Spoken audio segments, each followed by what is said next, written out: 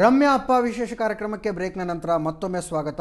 ಬ್ರೇಕ್ಗಿಂತ ಮುಂಚೆ ವೆಂಕಟೇಶ್ ಬಾಬು ಅವರು ಹೇಳ್ತಾ ಇದ್ರು 1986 ನವೆಂಬರ್ 2ನೇ ತಾರೀಖಿನ ದಿನ ಇವರು ಹೋಗ್ತಾ ಇದ್ದಂಥ ಬೈಕ್ ಅಪಘಾತಕ್ಕೀಡಾಯಿತು.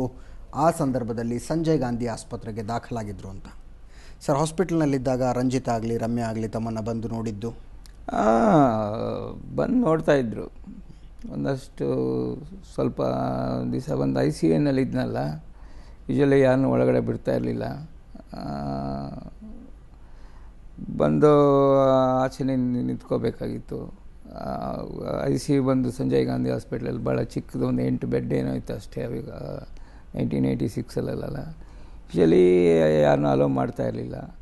ಹಾಗಾಗಿ ಆಚೆ ಬಂದು ವೆಯ್ಟ್ ಮಾಡಿ ಅವರು ನಿಗದಿಪಡಿಸ್ತಕ್ಕಂಥ ಟೈಮಲ್ಲಿ ಬಂದು ನಾನು ನೋಡ್ಕೊಂಡು ಹೋಗ್ತಾಯಿದ್ರು. ಆಮೇಲೆ ನಾನು ಉಳಿಯೋದೇ ಕಷ್ಟ ಅಂತ ಹೇಳ್ಬಿಟ್ಟು ಡಾಕ್ಟರ್ಸ್ ಎಲ್ಲ ಡಿಸೈಡ್ ಮಾಡಿದರು. ಸೊ ಹಾಗಾಗಿ ಅವ್ರು ಬರೋದು ಒಂದು ಸ್ವಲ್ಪ ಕಮ್ಮಿ ಆಗ್ತಾ ಬರ್ತಾಯಿತ್ತು ಅಷ್ಟೆ. ಸೊ ರೆಗ್ಯುಲರಾಗಿ ಬರೋದು ಅದು ಕಮ್ಮಿ ಆಗಿ ವಾರಕ್ಕೆ 1-2 ಸತಿ ಬರೋದು, 3 ಸತಿ ಬರೋದು. ದೆನ್ ಇಟ್ ಟೋಟ್ಲಿ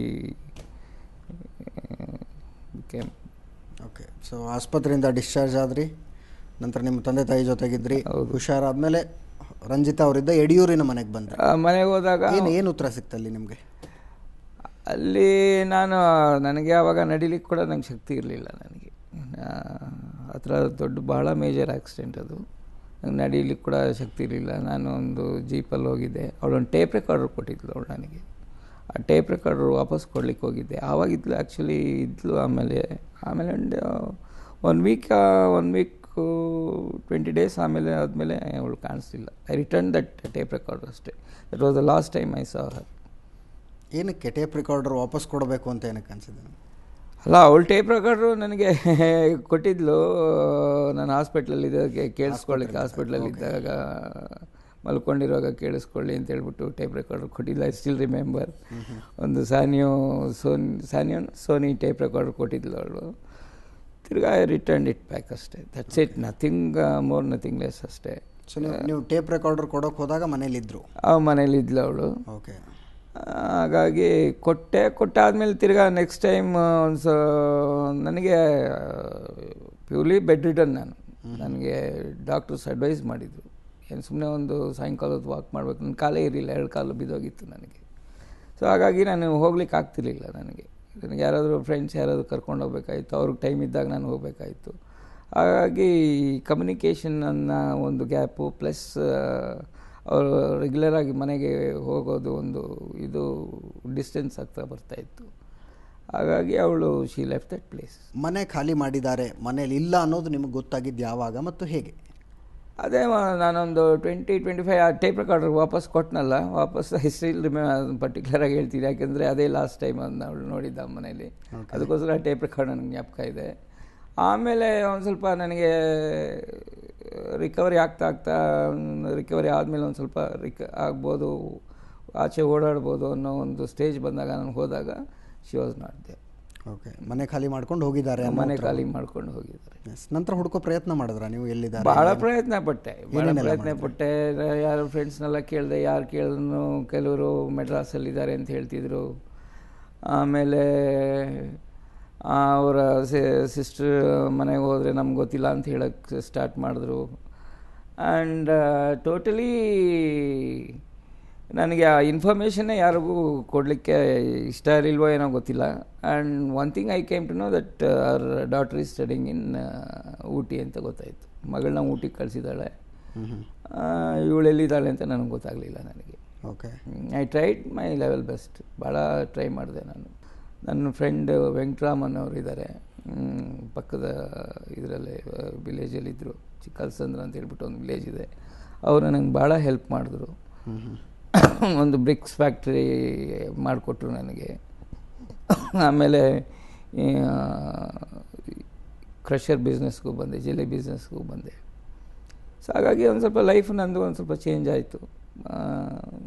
ನಾನು ಒಂದು ಸ್ವಲ್ಪ ನನ್ನ ಕಾಲ ಮೇಲೆ ನಾನು ನಿಂತ್ಕೊಂಡು ಈ ಲೈಫ್ ಆ ಲೈಫ್ಗಿನ ನನ್ನ ಬೆಟರ್ ಲೈಫಿಗೆ ನಾನು ಬಂದೆ. ನಾನು ಕುಡ್ತಾ ಮುಂದುವರೆದಿತ್ತ? ಕೊಡ್ತಾ ಇತ್ತು, ಆದರೆ ಒಂದು ಸ್ವಲ್ಪ ಕಮ್ಮಿ ಆಗಿತ್ತು. ಆದರೆ ಆಮೇಲೆ ಬಿಸ್ನೆಸ್ ಮೇಲೆ ಇದಾಯ್ತಲ್ಲ, ಕಾನ್ಸಂಟ್ರೇಷನ್ ಜಾಸ್ತಿ ಆಯ್ತಲ್ಲ, ಕಮ್ಮಿ ಆಯಿತು ಆಮೇಲೆ. ಸೊ 1986-87 ಆಸ್ಪಾಸ್ನಲ್ಲಿ ರಂಜಿತಾ ಅವರು ನಾಪತ್ತೆ ಆದರು. ಅವ್ರು ಎಲ್ಲಿದ್ದಾರೆ ಅಂತ ಗೊತ್ತಿಲ್ಲ ನಿಮಗೆ? ಇಲ್ಲ, 86 ಮೇಲೇ, 86 ನಂತರ. 86 ನಂತರನೇ ಅವರು ನಾಪತ್ತೆ ಆಗಿದ್ದು.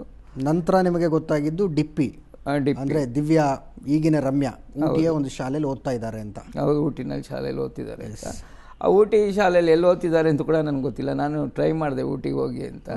ಹಾಗಾದರೆ ನನ್ನ ಕೆಲಸ, ನನ್ನ ಬಿಸ್ನೆಸ್ಸು, ನನಗೆ ಆ ಒತ್ತಡ ಇದೆಲ್ಲ ನನಗೆ ಅಲ್ಲಿ ಹೋಗಿ ಊಟಿಲಿ ಎಲ್ಲಿ ಅಂತ ಹೋಗಿ ಹುಡುಕೋದು. ಸಾಕಷ್ಟು ಸ್ಕೂಲ್ಸ್ ಇದೆ, ಕಾನ್ವೆಂಟ್ಸ್ ಇದೆ ಅಲ್ಲಿ. ಹಾಗಾಗಿ ನನಗೆ ಗೊತ್ತಾಗಲಿಲ್ಲ ನನಗೆ ಎಲ್ಲಿ ಹೋಗಿ ಹುಡುಕಬೇಕು ಅಂತ. ಯಾರು ನನಗೆ ಡೈರೆಕ್ಷನ್ನು ನನಗೆ ಕೊಡಲಿಲ್ಲ. ನನಗೆ ಅಲ್ಲಿ ಎಲ್ಲಿ ಹುಡುಕಬೇಕು ಅಂತಲೂ ಗೊತ್ತಾಗಲಿಲ್ಲ. ಸೊ ನಂತರ ನೀವು ರಂಜಿತಾ ಅವ್ರನ್ನ ನೋಡಿದ್ದಲ್ಲಿ? That was in it was most unexpected way. ಅದು ನನಗೆ ತಿರ್ಗಾ ರಂಜಿತಾನ ನೋಡಿದ್ದು ಆಶ್ಚರ್ಯ ಆಗುತ್ತೆ ಅದನ್ನ ಹೇಳಬೇಕು ಅಂತ ಹೇಳಿದ್ರೆ. ಸಡನ್ಲಿ ನಮ್ಮ ಮನೆಗೆ ನನಗೆ ಕಾಲ್ ಬಂತು ನನಗೆ. ಓಕೆ. ಆ್ಯಂಡ್ 5 days ನನ್ನ ಹತ್ರ ಮಾತಾಡ್ತಾ ಇದ್ಲು. It was in a different ವಾಯ್ಸಲ್ಲಿ ಮಾತಾಡ್ತಾಯಿದ್ರು ನನಗೆ. ಡೈಲಿ ಈವ್ನಿಂಗ್ಸ್ ಒಂದು 8-9 o'clock ಕಾಲ್ ಬರೋದು. ಅವರಾಗಿಯೇ ಫೋನ್ ಮಾಡಿದ್ರು? ಅವರು ಇಲ್ಲ, ನಾನು ಹೇಳ್ತೀನಿ ಅದನ್ನ. ನನಗೆ ಕಾಲ್ ಬರ್ತಾಯಿತ್ತು. ಸೊ ನನ್ನ ಹತ್ರ ಕ್ಯಾಶುಯಲ್ ಆಗಿ ಫ್ರೆಂಡ್ಶಿಪ್ಪಾಗಿ ಮಾತಾಡೋಕ್ಕೆ ಶುರು. I wanted to make you, I mean my friend, ಹಂಗೆ ಈ ಥರ ನನಗೆ ಮಾತಾಡಲಿಕ್ಕೆ ಶುರು ಆಯಿತು ಅದು. And later I came to know that ರಂಜಿತಾನೇ ಮಾತಾಡ್ತಿರೋದು ಅಂದ್ಬಿಟ್ಟು ಅಂತ. She herself called me. Okay. ಯಾವಾಗ ಅದು? ಎಷ್ಟು ವರ್ಷ ಆದ? 1997 ಅವಳು ಕಾಲ್ ಮಾಡೋಕ್ಕೆ ಶುರು ಮಾಡಿದ್ರು. ಅಂದರೆ 10 ವರ್ಷದ ಗ್ಯಾಪ್. 10 ವರ್ಷದ ಅವಾಗ ಡಿಪ್ಪಿ ಮೋಸ್ಟ್ಲಿ 16 years ಇರ್ಬೋದೇನೋ. 1997 ಅಂತ ಹೇಳಿದ್ರೆ ಮೋಸ್ಟ್ಲಿ 16-17 years ಇರ್ಬೋದು. ಅವಳ ದಿನ ಪಿಕ್ಚರ್ ರಿಲೀಸ್ ಆಗಿರಲಿಲ್ಲ. ಓಕೆ. ಸರಿ, ಆವಾಗ ಅವಳು ಸೊ ನಿಮ್ಗೆ ಏಕಾಏಕಿ ಲ್ಯಾಂಡ್ಲೈನ್ಗೆ ಒಂದು ಕಾಲ್ ಬರುತ್ತೆ, ನಿಮ್ಮ ಜೊತೆ ಮಾತಾಡೋಕ್ಕೆ ಶುರು ಮಾಡ್ತಾರೆ. ನಂತರ ಗೊತ್ತಾಗೋದು ಅವರು ನಿಮ್ಮ ಪತ್ನಿ ರಂಜಿತಾ ಅಂತ. ರಂಜಿತಾ ಅಂತ ಹೇಳ್ಬಿಟ್ಟು ನನಗೆ ಅವಳೇ ಹೇಳಿದ್ಲು, ನಿನಗೆ ಗೊತ್ತಿದೆ ನಿನಗೆ, ಅದು ನೀನು ಹೇಳ್ತಾ ಇಲ್ಲ, ಇಷ್ಟೊತ್ತಿಗೆ ನಿನಗೆ ಗೊತ್ತಾಗಿರಬೇಕಲ್ಲ ನಾನೇ ಮಾಡ್ತಾ ಇರೋದು ಅಂತ ಹೇಳ್ಬಿಟ್ಟು ನಾವು ಶಾಪರ್ ಸ್ಟಾಪ್ ಹತ್ರ ಮೀಟ್ ಮಾಡಿದ್ವಿ ತಿರ್ಗಾ. 10 ವರ್ಷದ ಗ್ಯಾಪ್ನ ನಂತರ ಮತ್ತೆ ಪತ್ನಿ ರಂಜಿತಾ ಸಿಕ್ಕಿದ್ರು. ಅದು ಬಹಳ ಆಶ್ಚರ್ಯಕರ ಸನ್ನಿವೇಶದಲ್ಲಿ. ವೆಂಕಟೇಶ್ ಬಾಬು ಅವರು ಹೇಳ್ತಾ ಇರೋದನ್ನು ಕೇಳ್ತಿದ್ರೆ ನಿಜಕ್ಕೂ ಆಶ್ಚರ್ಯ ಆಗುತ್ತೆ. ಏಕಾಏಕಿ ಇವರ ಮನೆಯ ಲ್ಯಾಂಡ್ಲೈನ್ಗೆ ಒಂದು ಫೋನ್ ಬರುತ್ತೆ. ಹಲವಾರು ದಿನಗಳ ನಂತರ ನಿರಂತರವಾಗಿ ಮಾತನಾಡಿದ ನಂತರ ಆ ಹೆಣ್ಣುಮಗಳು ಹೇಳ್ತಾರೆ, ನಾನು ರಂಜಿತಾನೇ ಮಾತಾಡೋದು ಅಂತ. 10 ವರ್ಷಗಳ ನಂತರ 2ನೇ ಸಲ ಭೇಟಿ ಆಗ್ತಾರೆ. ನಂತರ ಏನಾಯಿತು ಅನ್ನೋದನ್ನು ಒಂದು ಸಣ್ಣ ಬ್ರೇಕ್ನ ನಂತರ ಕೇಳ್ತೀನಿ.